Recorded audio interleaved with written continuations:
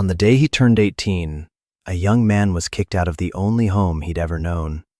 What his stepmother gave him wasn't a gift, but a rusted key and a 50-year-old secret.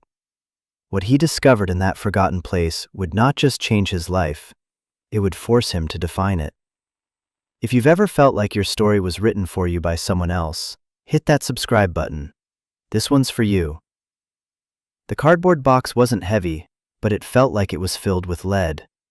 It sat on my lap, the corners digging into my thighs, a pathetic little collection of everything I owned.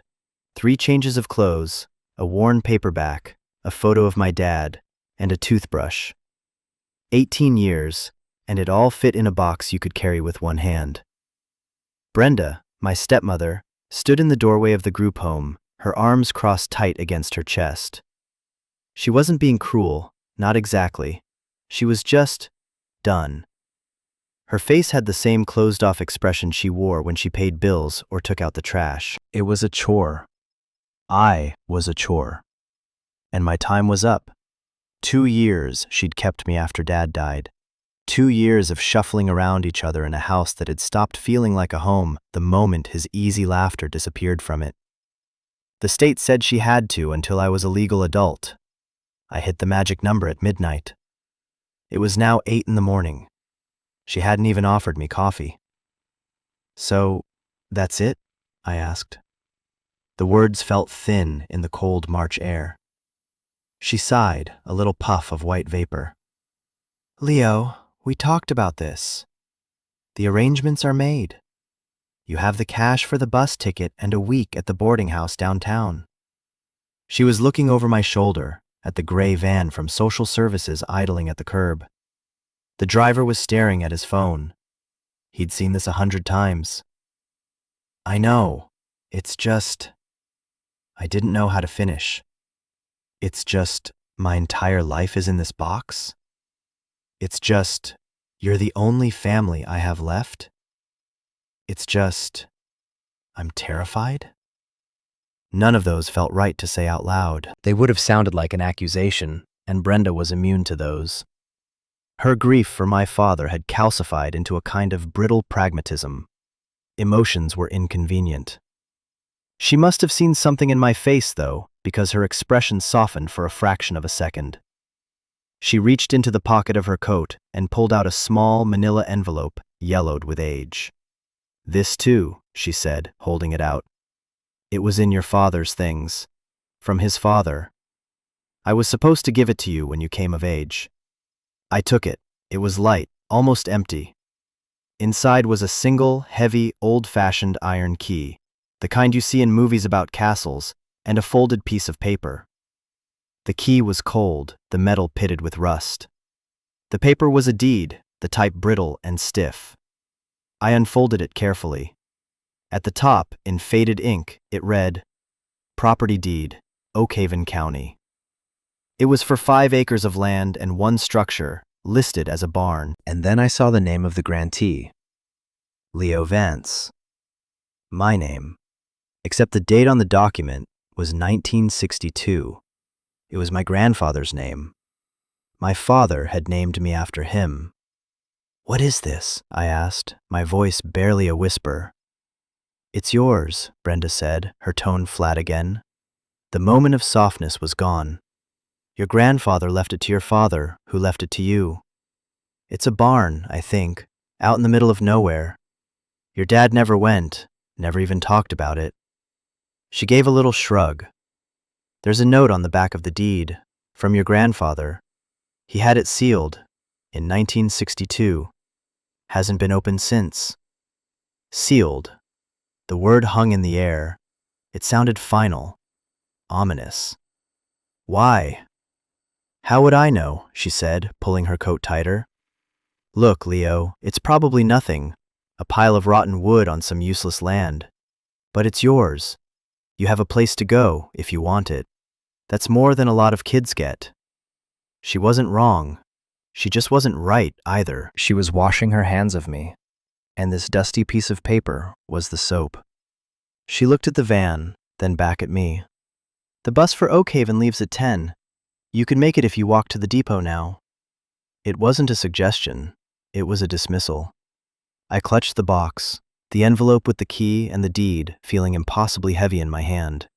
I nodded, because that's all I had left to give her. "Good luck, Leo," she said, and then she closed the door. The click of the lock was the last sound I ever heard from that house. The bus smelled of disinfectant and despair.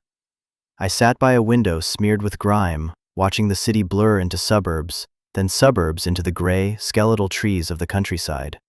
The box was on the seat next to me. I had the key in my pocket, its weight a constant, cold reminder against my leg. I took out the deed again and read the note on the back. The handwriting was a man's, strong and slanted, written with a fountain pen. The ink was a faded blue. "To my son, and his son after him, there will come a time you need to know what's in here. Not for what it's worth, but for what it means. Don't open it until the world has forced your hand. Don't open it until you have nothing left to lose, because what's inside will give you something to fight for. I have sealed this door not to keep people out, but to keep a promise in. When you open it, you will inherit that promise. Forgive me. Your father, Leo Vance. October 23rd, 1962. Forgive me." The words sent a shiver through me that had nothing to do with the bus's drafty window. What kind of promise required an apology? What had he done? My father never spoke of his own dad. I knew he had died young, before I was born, but that was it. It was a closed door in our family history, and now I was holding the key to a literal one. The date struck me.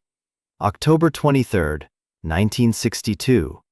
I wasn't a history buff, but even I knew that was right in the middle of the Cuban Missile Crisis. The whole world was holding its breath, thinking it was the end. And my grandfather was sealing a barn. It didn't make any sense. I stared out the window at the endless fields, brown and fallow under a white sky. The bus droned on, carrying me toward a place I'd never been, toward a past I never knew existed, toward a sealed barn and a dead man's apology. I had nothing left to lose. The thought wasn't liberating. It was terrifying. But as the miles slipped away, a different feeling began to take root, something small and fragile that I hadn't felt in 2 years. Hope. It felt like a flicker of warmth in the suffocating cold. Oakhaven wasn't so much a town as a place the road slowed down for out of politeness. A single main street with a post office, a general store with a gas pump out front, a diner with a buzzing neon sign, and a handful of houses with peeling paint. The bus hissed to a stop in front of the store, and the driver grunted, "Oakhaven," without looking back at me. I was the only one who got off. The air was different here. Sharper. It smelled of pine and damp earth, and something else, something old and settled. The silence was the loudest thing about the place. After years in the city, the lack of noise felt like a pressure in my ears. I stood there on the cracked pavement, holding my box, a stranger in a strange land. A few people peered at me through the windows of the store and the diner, their faces curious but guarded. I was new. I was an anomaly. I went into the general store. An old man with a kind, wrinkled face sat behind the counter, reading a newspaper. A bell on the door announced my arrival with a cheerful jingle that felt entirely out of place with my mood. "Help you?" he asked, looking at me over his glasses. "I'm looking for a property," I said, my voice hoarse. I unfolded the deed and laid it on the counter. "The old Vance place." The man's eyes widened slightly. He took off his glasses and leaned in to look at the paper, his finger tracing the faded lines. "Well, I'll be," he murmured. "Haven't heard that name in 30 years. Not since Arthur Vance passed." Arthur was my father. "You must be his boy."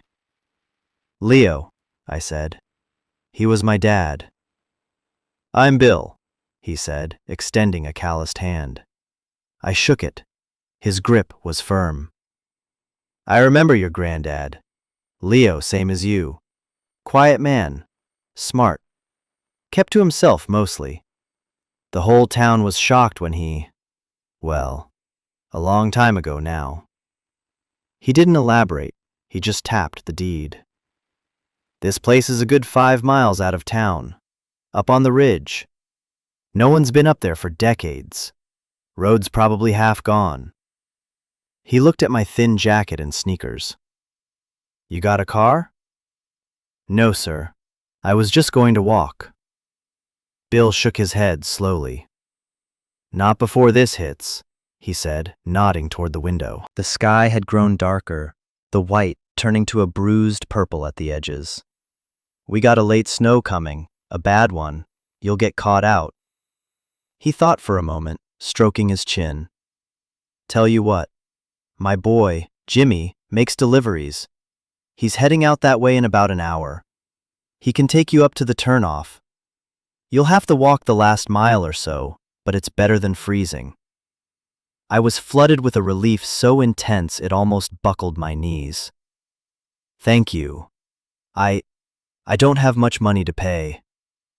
He waved his hand dismissively. Don't you worry about that.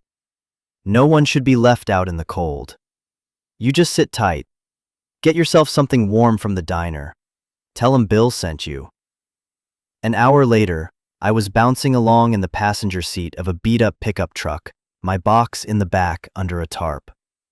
Jimmy was as quiet as his father was talkative, a man in his 40s who just nodded and listened to the country station on the radio. The truck groaned as we climbed a winding road, the trees pressing in on either side.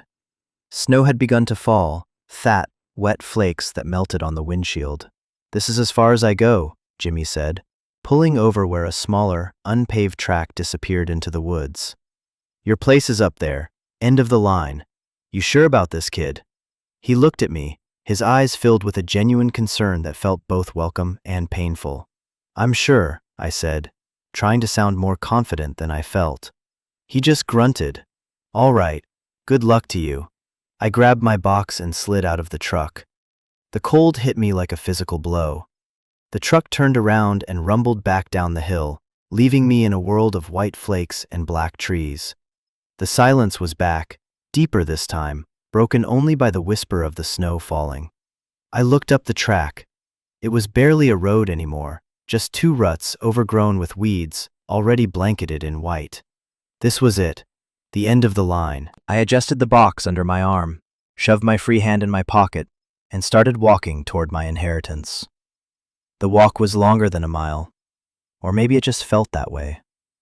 The snow was coming down harder now, sticking to my hair and eyelashes, soaking through my jeans. My sneakers were useless against the cold, wet ground. Every step was an effort.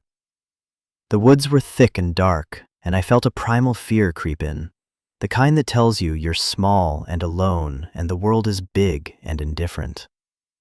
I was about to give up, to turn back, though I had no idea where I would go, when the trees finally thinned and I saw it. The property opened into a clearing, a wide, sloping field covered in a blanket of fresh snow. And there, at the far end of the field, silhouetted against the darkening sky, stood the barn. It was bigger than I expected, a classic gambrel-roofed structure, its wood weathered to a silver gray. It looked ancient, solid, like it had grown out of the earth itself. It sagged a little in the middle, but it was still standing, defiant against the years. There was a small, dilapidated farmhouse nearby, its windows like vacant eyes, but my attention was fixed on the barn. I trudged through the snow, my breath coming in ragged puffs. The main doors were huge, at least 12 feet high. And they were sealed. Heavy, rust-caked chains were wrapped around the 2 central handles, held together by a massive, archaic-looking padlock. The metal was dark and pitted, almost black. It looked less like a lock and more like a scar. I stood there, shivering, the key in my hand feeling small and inadequate. My grandfather's words echoed in my mind. I have sealed this door, not to keep people out, but to keep a promise in. I had no tools, no cutters. Just a key for a lock that looked like it would need a stick of dynamite to open. The snow was falling faster, a curtain of white descending, erasing the world. I was alone with a locked barn at the end of a forgotten road, and I had absolutely no idea what to do next. My first priority was survival. The farmhouse looked like it might collapse if I breathed on it too hard, but one of the windows was already broken. I covered the opening with a piece of plywood I found leaning against the wall and managed to get a small, smoky fire going in the old stone fireplace using deadfall from the woods and pages from the back of my paperback. It wasn't much, but it was enough to keep the worst of the cold at bay. I spent a miserable night huddled in my thin jacket, listening to the wind howl and the old house groan around me. I didn't sleep. I just watched the fire and thought about the barn. The next morning, the world was transformed.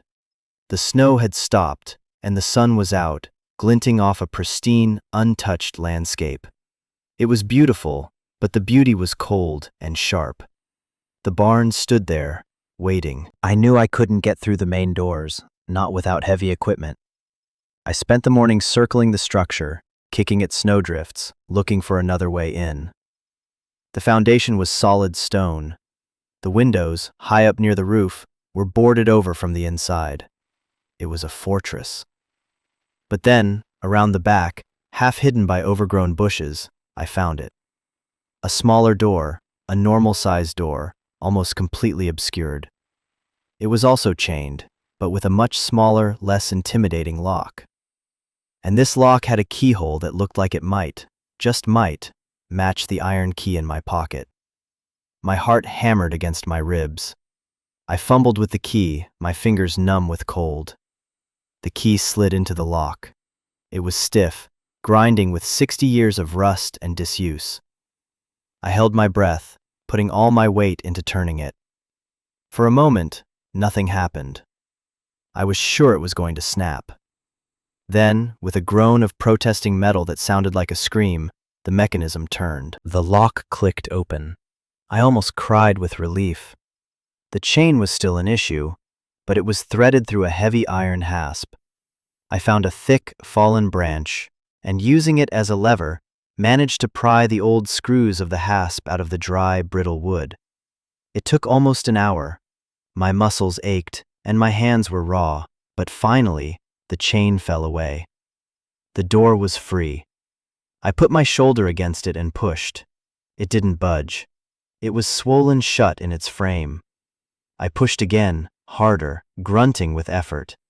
It gave a little, the sound of splintering wood echoing in the quiet clearing. I took a few steps back and threw my whole body against it. The door flew open with a sudden crack, sending me stumbling into the darkness within. I landed on my hands and knees on a dusty floor. The air inside was thick, still, and incredibly cold. It smelled of hay, old wood, motor oil, and something else, the dry, scentless smell of time itself. Sunlight streamed in from the open door, cutting a bright rectangle into the gloom, illuminating a universe of dancing dust motes.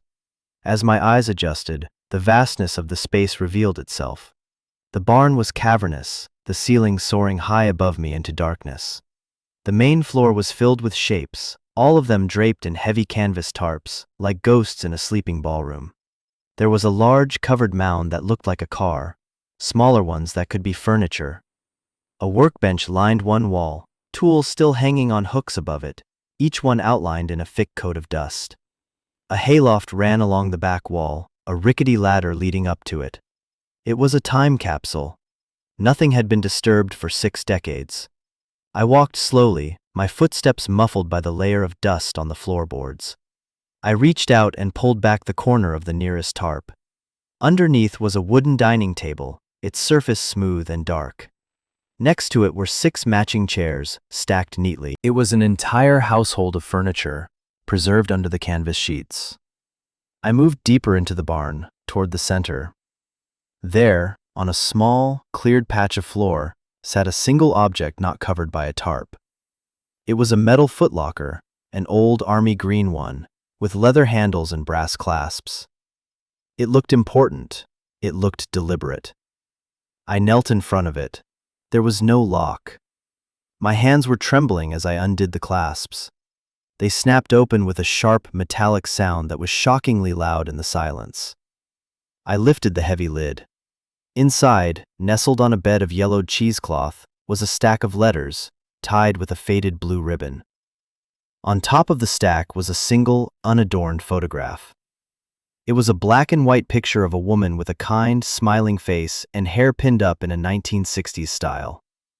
She was beautiful. On the back, in the same strong, slanted handwriting from the deed, it said, "My Eleanor, my reason for everything. My grandmother." I never knew her name until that moment. I picked up the letters. The envelopes were addressed to Mrs. Eleanor Vance, at this very address. But they had no stamps. They had never been mailed. They were all from him, my grandfather. I untied the ribbon. The first letter was dated October 10th, 1962. I unfolded the crisp paper and began to read. My dearest Eleanor, if you are reading this, it means I have failed. It means I wasn't there to give it to you myself, and for that, I am more sorry than words can ever say. I know you have been worried these past few months. I see it in your eyes when I come home from the plant. The way you pretend not to notice the dirt under my nails or the exhaustion that goes deeper than my bones. I have told you it is just work, the pressure of the new dam project. That is a lie, and I am sorry for that too. The truth is, I have found something wrong. You know the work I do.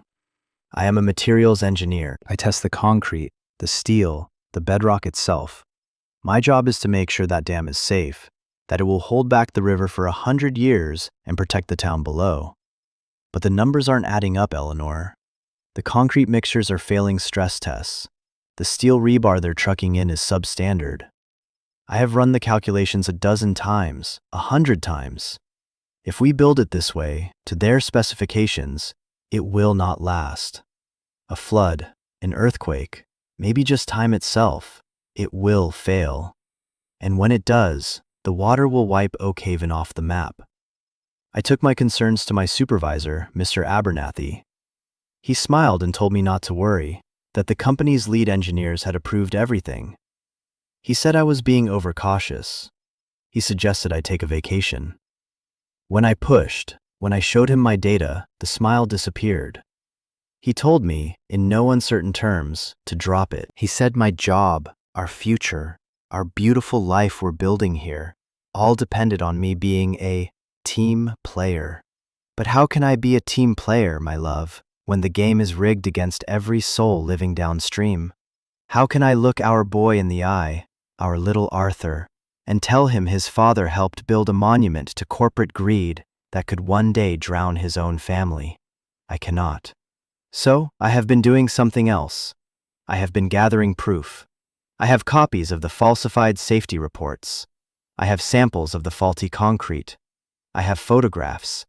I keep it all here, in the barn. It is the only place I feel safe.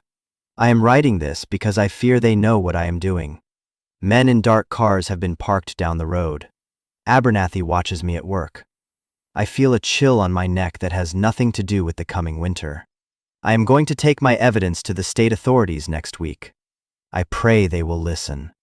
But if something happens to me before then, if I am silenced, this barn is my last resort. Everything you and Arthur will ever need is in here. Not just the evidence, but a way forward. I have made provisions. I am sealing this place up, Eleanor. Not to hide, but to protect. To protect you, and to protect the truth until a time when it can safely be heard. This is my promise. To you, to our son, and to this town. I love you more than the stars in the sky. Do not be afraid. Truth is a stubborn thing. It will wait. Be brave, my love. Yours forever, Leo. I had to stop reading. The words blurred through my tears. My grandfather. A hero I'd never known. He wasn't a mystery. He was a man who had tried to do the right thing and had paid a price for it. The chill in the barn suddenly felt deeper, more profound. This wasn't just a dusty inheritance. It was a tomb, a sanctuary. a weapon. I looked around at the shrouded shapes, the silent tools on the wall. Everything had a new meaning. He had been preparing for a siege. He had been preparing for his own disappearance. What happened to him? Bill, the man at the store, had said the town was shocked when he what? Died? Vanished? I folded the letter, my hands shaking, and placed it carefully back in the box. I knew, with a certainty that settled deep in my gut, that I couldn't walk away from this. My grandfather had left me more than a barn. He had left me his fight. And for the first time since my father died, I didn't feel alone. I felt like the son of a man who stood for something. I had something to fight for. The sun was setting, casting long blue shadows across the snow. The inside of the barn grew dark and cold. I closed the footlocker, my mind racing. The letter was just the beginning. He said he'd made provisions. He said everything was in here. I needed to know what else this barn held. I needed to see what he had sacrificed everything to protect. I used my phone's flashlight to explore, the narrow beam cutting through the ancient darkness. I pulled back more tarps, a bedroom set, a child's crib unassembled, boxes of books. It was as if he had packed up his entire life, ready to move it somewhere safe. Then, under a particularly large canvas, I found the car. It was a 1961 Ford Falcon, its blue paint dulled by a thick layer of dust, but otherwise immaculate. The keys were in the ignition. I wondered if it would start after all this time. It felt like sacrilege to even try. Behind the car, stacked against the back wall, were dozens of wooden crates. I pried one open with the end of a tire iron I found on the workbench. It was full of canned goods, peaches, beans, corn. Another was full of medical supplies. Another held blankets and winter clothes. He had been preparing for a long winter or something much worse. This wasn't just storage. This was a fallout shelter. October 1962. The Cuban Missile Crisis. He was worried about the Russians, yes, but he was more worried about Mr. Abernathy and his company. He had conflated the two threats into one existential dread, and this barn was his answer. My flashlight beam caught something glinting under the workbench. I knelt and reached underneath, my fingers closing around a heavy metal box, much smaller than the footlocker, but much heavier. It was a safe box, the kind you'd bolt to a floor. And it was locked. There was no keyhole, only a combination dial. My heart sank. There could be a million combinations. It was hopeless. I sat back on my heels, the cold from the concrete floor seeping into my bones. I felt a wave of despair wash over me. I had the story, but the proof, the evidence he mentioned, was likely locked away in this box forever. Maybe this was a sign. Maybe I was supposed to just take what I could, sell the land, and disappear. Brenda's words came back to me. It's probably nothing. A pile of rotten wood on some useless land. She was wrong about the first part, but maybe she was right about the second. What could I, an 18-year-old kid with nothing to his name, do against a powerful company, even if it was 60 years later? The fight felt too big. The cold was making me dizzy. I was hungry, exhausted, and overwhelmed. This is the point in a lot of stories where the hero finds a sudden burst of strength, a hidden clue that solves everything. But my story isn't like that. I just felt small and tired. And if you've ever been in a situation that felt too big, too heavy, where giving up seemed like the only sane option, I want you to know that you're not alone. Sometimes the bravest thing you can do is just sit in the dark for a minute and admit that you're scared. If this is hitting you right now, maybe drop a comment below. We're a community of people who get it. We've all had our own sealed barns to face. I must have dozed off, slumped against the workbench, because I woke with a start to the sound of an engine. Headlights swept across the clearing, shining through the open back door of the barn. Panic seized me. the men in the dark cars. Abernathy. It was an irrational thought, 60 years too late, but fear doesn't listen to reason. I scrambled back into the shadows, my heart pounding, watching the door. A pickup truck, the same one from yesterday, pulled up. It was Jimmy. He got out, a grocery bag in one hand and a thermos in the other. "Hello?" he called out, his voice echoing in the barn. "Kid, you in here?" I stepped out of the shadows, blinking in the glare of his headlights. "I'm here." He let out a breath. "Figured. Dad was worried about you, sent me up with some supplies, some coffee and a sandwich." He handed me the bag. The warmth of the thermos seeped into my frozen hands. "You get the door open, I see." He peered into the barn, his eyes wide. "Place is just like they said." "What did they say?" I asked, my voice raspy. "Old-timers. Said your granddad was a strange one. Started hauling all his furniture in here, boarding the place up like he was expecting the end of the world. Then one day he was just gone. Car was gone. Folks figured he and his wife just packed up and left in the middle of the night. Never heard from again. Gone. Not dead, just gone." The Ford Falcon sitting 10 feet away from me said otherwise. His car never left. Which meant he probably never did either. "Jimmy," I said, my mind latching onto a desperate idea. "Do you know the date my grandfather disappeared?" He scratched his beard. "Don't know the exact day, but I know the story. It was the night of the big town meeting about the dam. The one where the company was going to give its final safety presentation. He was supposed to speak, I think. Challenge them. But he never showed up. Abernathy, the site boss, told everyone that Vance had been fired for incompetence and had fled town in disgrace. The dam got built. Abernathy ended up mayor a few years later. My blood ran cold. He never made it to the meeting. He was silenced. And the safe box, the combination, it wasn't random, it was a date. It had to be. I turned to the box, my hands shaking again, but this time with adrenaline, not cold. The date of the town meeting. The day he was supposed to reveal the truth.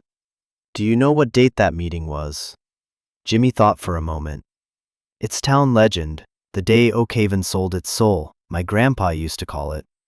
October 29th, 1962. October 29th, 62. I knelt by the box. My fingers were clumsy on the dial. Right to 10. Left past 10 to 29.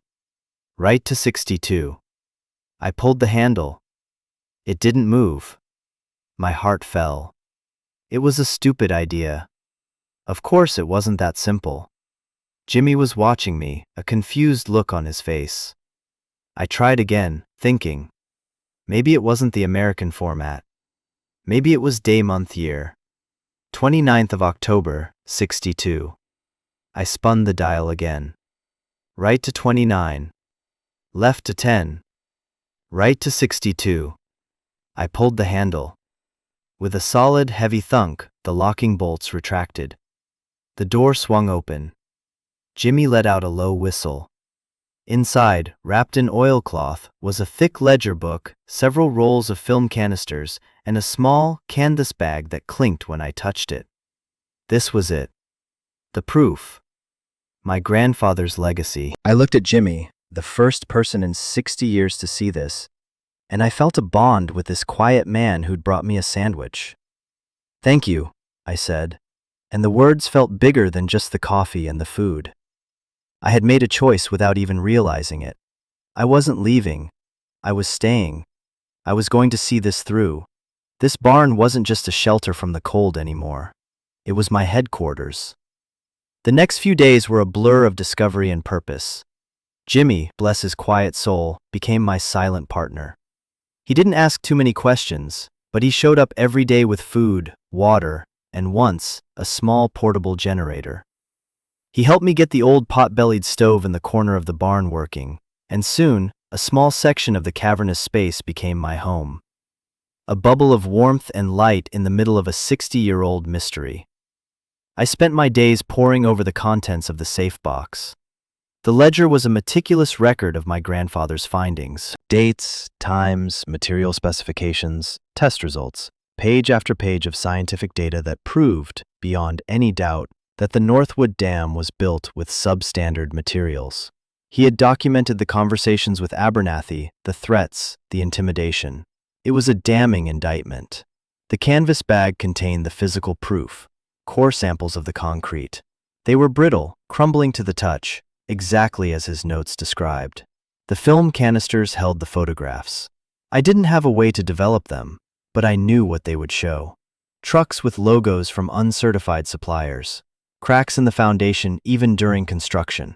Workers being told to look the other way. It was all here. The entire case, wrapped up and waiting. But the most powerful thing in that box was the last letter. It wasn't in an envelope. It was just a single folded page, and it wasn't addressed to his wife or son. It was addressed to me. To the one who finds this, I do not know your name. I do not know if you are my son, or his son, or a stranger who stumbled upon this place a century from now. It does not matter. What matters is that you have found my work. I am writing this on the morning of October 29th. In a few hours, I will go to the town meeting. I will present this evidence. I believe in the power of truth. I believe that my neighbors, when faced with the facts, will do the right thing. But I am not a fool. I know the forces I am up against. The Northwood Company is powerful, and Mr. Abernathy is a man without a conscience. So I leave this here as my insurance. My last will and testament. If I am successful tonight, I will return in the morning and burn this letter, and this entire collection of evidence will become a footnote in a battle won. But if I do not return, if you are reading this, it means the battle was lost. It means they silenced me. Do not mourn me. I made my peace with my choices. Instead, I ask you to take up the fight. They will have called me a liar, a madman, a coward who fled. They will have built this dam, and for years it may even stand. But physics does not bend to greed. Science does not listen to lies. One day, the flaws I found will become cracks. The cracks will become leaks. And the leaks will become a catastrophic failure. You hold in your hands the power to prevent that. You hold the truth. What you do with it is your choice. It is a heavy burden, I know. But it is also a gift. It is the chance to make a stand, to protect the innocent, to give my life and my sacrifice meaning. Whoever you are my family now. You are the inheritor of my promise. Be brave. The world needs more people who are. Leo Vance. I sat on the dusty floor of the barn, the letter in my hand, and I wept. I cried for the grandfather I never knew, for his courage, for his lonely fight. I cried for my father, who grew up without a dad, believing he had been abandoned. I cried for my grandmother, who must have waited, her heart breaking, for a man who never came home. And I cried for myself, for the lost, scared kid who had arrived here 2 days ago. That kid was gone. In his place was a young man with a legacy, a purpose, a promise to keep. The next day, I went to town, not for supplies, but for information. I walked into the Oak Haven County Records office, a small, dusty room in the basement of the courthouse. A woman with sharp eyes and a sharper haircut looked up from her computer. "Can I help you?" "Yes," I said, my voice steadier than I expected. "I'd like to see the ownership records for the Northwood Dam." She raised an eyebrow. "That's private property, owned by the Oak Haven Development Corporation. Why?" The name hit me like a punch to the gut. The Oak Haven Development Corporation. "I have a historical interest," I said, trying to keep my face neutral. "Well, there's not much to see," she said, typing on her keyboard. "They've owned it since it was built. They're a big deal around here. They're planning a new lakeside housing project. Just bought up a bunch of the old properties up on the ridge. She looked at me. They've been trying to get their hands on the old Vance place for years, but the owner's been out of touch. Taxes are delinquent, though. It'll go up for auction in 6 months if they're not paid. The pieces clicked into place.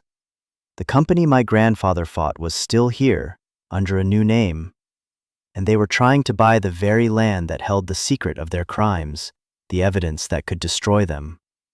The delinquent taxes were the leverage they were waiting for. They thought the property was abandoned. They had no idea I was here. They had no idea what I had found. I paid the back taxes. It took almost every cent of the cash Brenda had given me. It was the best money I had ever spent. As the clerk stamped my receipt, she gave me a curious look. "You're a Vance, aren't you? You have his eyes." She meant my grandfather. He was a good man. People around here don't say it much, but he was. He tried to warn us. I walked out of that courthouse feeling 10 feet tall. The fight wasn't over. It was just beginning. I had the evidence. I had the moral high ground. And now I had the deed, free and clear. The barn was mine. The land was mine.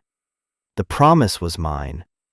I went back to the barn, and for the first time, I didn't see a dusty, forgotten relic. I saw a home. I saw a fortress. I saw a future. I spent the afternoon cleaning, organizing, making a space for myself. I developed the film from the canisters using a simple kit I bought online and had delivered to the general store. The black and white images that emerged in the chemical bath were chilling. Grainy, but clear. They were exactly what my grandfather had described. They were the truth, captured in silver nitrate. That night, I sat by the stove, the ledger in my lap, the photos spread out on the table beside me. The weight of my decision settled on me. This wasn't going to be easy. A multi-million-dollar corporation versus one kid in a barn. The odds were ridiculous. They would fight me. They would try to discredit me, to bury me, just like they did to my grandfather. But I had something they didn't. I had the truth. And I had his voice, his words, echoing in my head. Be brave. The world needs more people who are. The choice was clear. It was the hardest choice I would ever make, and it was also the easiest. I would not sell. I would not run. I would expose them. I would take my grandfather's evidence to the state, to the newspapers, to anyone who would listen. I would finish the fight he started 60 years ago. I would give his sacrifice meaning. My inheritance wasn't 5 acres of land or a pile of rotten wood. It was a story that needed an ending, and I was going to write it. Looking back on that moment, sitting there in the quiet hum of the old barn, I realized that's when I truly became an adult. Not when I turned 18, not when I got kicked out, but when I chose my own path, when I decided to stand for something bigger than myself. The road ahead is long, I know that. There will be legal battles, threats, and moments of doubt. But for the first time in my life, I am not afraid of the future, because I have finally understood my past. I have found my home, not in a house, but in a promise. If you've made it this far, thank you. This story, my story, is about finding your purpose in the last place you'd ever think to look. It's about understanding that the things we inherit, the burdens, the secrets, the unfinished fights, can also be our greatest strengths. They connect us to something bigger. If this resonated with you, if you've ever had to face down your own history to build a future, I hope you'll subscribe and join our community. Share your story in the comments. I read them all. Because we all have a promise to keep, a truth to defend. We just have to be brave enough to open the door.